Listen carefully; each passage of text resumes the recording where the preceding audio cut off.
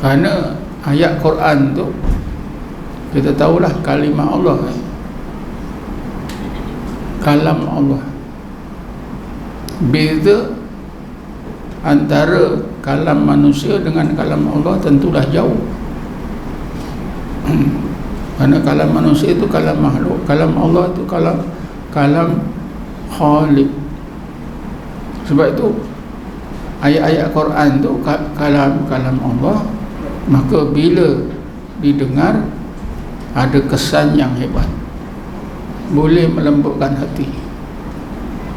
Sayyidina Umar masuk Islam pun kerana dengar Quran. Dia paling benci pada Nabi, dia paling benci pada Islam. Nabi Muhammad musuh dia nombor satu, Islam juga musuh dia nombor satu. Bila dia dengar adik dia masuk Islam, dia sangat marah. Dia datang ke rumah adik dia, kebetulan adik dia tengah baca Quran. Baca Quran bukan ada Qurannya, hafal. Baca Quran adiknya, dia terdengar. Bila dia naik, dia masuk rumah, dia pukul adik dia, dia tempeling. Tapi lepas dia tempeling itu, dia terdengar lagi, macam seolah-olah terdengar lagi bacaan tadi. Sayyidina Umar ni orang bijak, orang Arab ni, orang Quraisy. Tentu dia masih ingat apa yang didengar, Quran yang dibacakan oleh adik. Hati dia yang keras macam tu tuan-tuan, tiba-tiba lembut. Dia terus masuk Islam ketika itu juga. Bila ada orang bagi tahu Rasulullah, ya Rasulullah, Umar dah masuk Islam. Rasulullah kata, betul ke? Aku tak percaya. Betul ya Rasulullah. Jadi Rasulullah macam tak percaya tu pasal apa? Kerasnya hati Sayyidina Umar terhadap Islam, terhadap Rasulullah, terhadap Allah. Memang dia tak mau. Sehingga Rasulullah merasakan salah satu musuh yang hebat yang dihadapi oleh Rasulullah, dihadapi oleh Islam ialah Sayyidina Umar. Tapi bila Sayyidina Umar ni mendengar berapa ayat Quran daripada surah Taha, tak salah, lembut hati dia.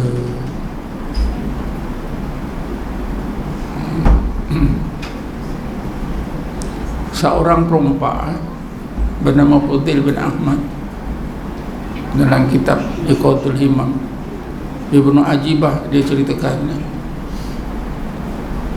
Fudail bin Ahmad ni seorang ketua perompak. Ketua perompak masa dulu lebih jahat lagi. Dia ketua gangster sekarang.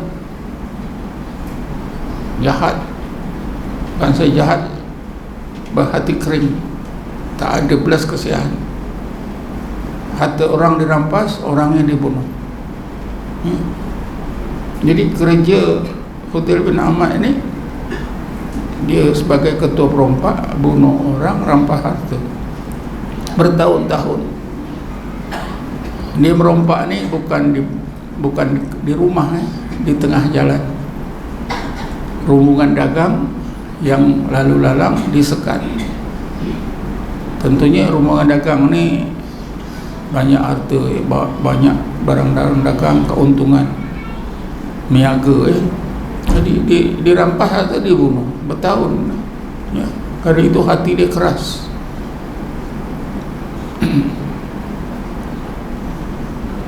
Satu malam dia nak masuk ke rumah seorang perempuan yang siang tadi sudah diintai. Perempuan ni cantik, jadi dia nak perkosa malam tu. Bila dah sampai malam, dia pajatlah dinding. Dia pajak dinding.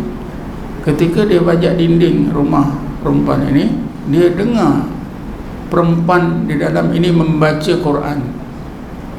Sampailah ke ayat yang saya bacakan tadi. Alam ya'ni lilladzina amanu an tasha'a qulubuhum li dzikrillah wa ma nazala minal haqq, sampai akhir ayat. Bila dia dengar itu, dia macam terusik hati dia. Aku begini ke? Dia rasa ayat ini betul-betul ditujukan kepada diri dia. dia pun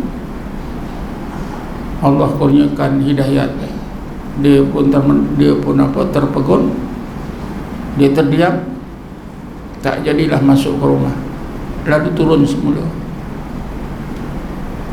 semula, dia pergilah tempat sembunyi dia. Bila sampai tempat sembunyi dia, tak jauh daripada tempat sembunyi dia itu ada satu rombongan dagang sedang berbincang. Kata ketua rombongan dagang ni, kita kena tidur sinilah, kita tak boleh jalan ke depan lagi. Di depan sana ada Fudail bin Ahmad, nanti disekatnya kita, dibunuh kita, harta kita dirampas habis. Baik kita tidur sini. Tapi Fudail bin Ahmad ni dengar. Jadi kata-kata ketua dagang ni menambahkan lagi keinsafannya. Fudail Ahmad dia rasa, jahatnya aku ni, sampai macam ini orang takut kepada aku, orang sangka macam ini. Jadi menambahkan keinsafannya.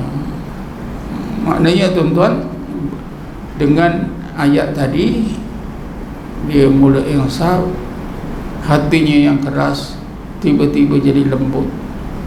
Dia nampak buruknya membunuh orang, buruknya merampas harta orang. Dia pun berhasrat ingin bertaubat. Dia pun keluar, dia belajarlah agama, antaranya belajar tasawuf. Akhirnya diceritakan beliau menjadi salah seorang ahli tasawuf. Jadi cerita macam mana ayat-ayat Quran tu bila dibaca boleh melembutkan hati, zikir boleh melembutkan hati. Tetapi tuan-tuan dan puan-puan sekalian, Fudail bin Ahmad ni Quran tu selalu dah dengar, tapi kenapa malam itu pula dapat merubah hati dia? Quran bukan dia tak tahu, Quran dia selalu dengar orang baca, tapi tak seperti malam tu. Malam tu dia dengar satu ayat itu je sudah berubah. Jawabannya kerana yang membaca, perempuan yang membaca yang nak diperkosa itu seorang perempuan yang sangat solehah, ya. Sebab itu bacaannya boleh merubah hati yang keras jadi lembut. Sekarang ni ramai juga orang baca Quran, ya. Pusat-pusat tahfiz pun tumbuh macam cendawan. Dekat Kuang ni kalau nak dibilang dengan jari kita pun tak cukup banyaknya, dekat ni daerah Kuang, daerah Sungai Buloh, ramai orang hafal Quran, ramai guru-guru tahfiz. Tapi malangnya tuan-tuan, mereka ni tak seperti perempuan ini. Sifat soleh dia tidak seperti perempuan ni.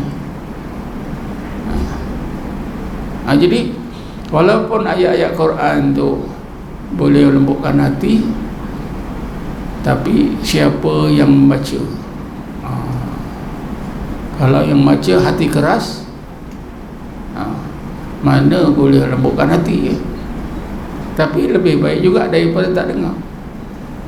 Jadi perempuan tadi sebenarnya seorang yang sangat soleh, hampir kepada Allah. Dibaca Quran boleh masuk, maksudnya itu boleh merubah, boleh memberi hidayat. Inilah yang disebut oleh Allah, wattabi sabila man anaba ilayya. Ikutlah jalan agama orang yang benar-benar anaba ilayya, orang yang benar-benar kembali kepada aku zahir dan batin. Sebab orang yang anaba ilayya itu orang yang benar-benar kembali kepada Allah, orang itu bersih zahir dan batinnya. Jadi kerana itulah maka perempuan itu bacaan Quran perempuan itu boleh melembutkan hati. Orang semacam ni lah tuan-tuan susah nak cari. Pembaca Quran ramai, tapi yang macam perempuan ni tak tahulah di zaman sekarang ada ke tidak. Tadi Sayyidina Umar boleh Islam pun kerana adik perempuannya itu pun solehah. Ya, kena dengar bacaan Quran daripada adiknya boleh merubah hati yang keras menjadi lembut. Sebab itulah tuan-tuan, kalau kita hubungkan, ya, kita gunakan ayat Quran untuk mengubat orang, apa yang disebutkan ruqyah. Bukan semua orang yang baca itu boleh memberi kesan, boleh terima oleh Allah, tapi orang yang benar-benar saja, seperti orang perempuan tadi, ya, seperti adik perempuan Sayyidina Umar. Orang yang macam ni baca sikit je pun tak apa. Macam kita ni habis Quran, ya, pun tak berkesan. Ada seorang ustaz mengubat orang yang sakit kena sihir, semua ayat-ayat yang dibaca dah habis, jin itu tak mau keluar. Akhirnya jin itu cakap, ustaz ambil Quran, baca daripada mula hingga akhir, saya ingin nak sama-sama dengar. Maknanya bacaan Quran ustaz itu tak ada apa-apa kesan pada jin. Malah jin itu main-mainkan ustaz ni. Ustaz ambil Quran, baca Quran tu daripada mula hingga akhir, saya pun suka dengar. Bukan takut, suka dengar. Tapi kalau yang membaca tu seperti perempuan tadi, mungkinlah dengan satu ayat saja jin yang digunakan oleh orang yang jahat untuk sihir, mungkin dia akan keluar. Jadi apapun ayat ini, ya, mengajar kita supaya kita jangan bertangguh berzikir dan baca Quran. Dengan itu mudah-mudahan hati kita yang keras jadi lembut. Apa kesan hati keras? Bila hati keras, mudah buat jahat. Jadi macam tadi Fudil Ahmad, keras hati, bunuh orang tu dah macam tak ada apa-apa, ya. Kita bunuh katak pun rasa tak mau, kita tangkap campak jauh-jauh. Nak bunuh pun tak sanggup. Ini bunuh orang, rampas harta saja je, suka, gembira, itu kan keras. Orang buat dosa kecil dan besar yang berlarut-larut dalam dosa, musirruna kunna nakhudu ma'al khaidin dalam Quran. Kami berlarut-larut dalam dosa seperti juga orang lain yang berlarut-larut dalam dosa. Kenapa berlarut-larut? Kerana hati keras.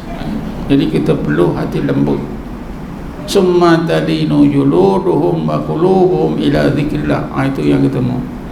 Kemudian seluruh anggota jadi lembut, seluruh hati juga jadi lembut ketika mengingati Allah Subhanahu wa ta'ala. Kita ingatkan diri kita, anggaplah hati kita ni keras, ya. Kita perlu dapat hati yang lembut. Nak dapat hati lembut, banyakkanlah berzikir, banyakkanlah baca Quran. Mudah-mudahan zikir kita, bacaan Quran kita, dengan sebab itu Allah lembutkan hati kita. Summa talinu juluduhum wa qulubuhum ila dzikrillah. Kemudian seluruh anggota jadi lembut, seluruh hati jadi lembut dan tenang ketika berzikrullah. Itu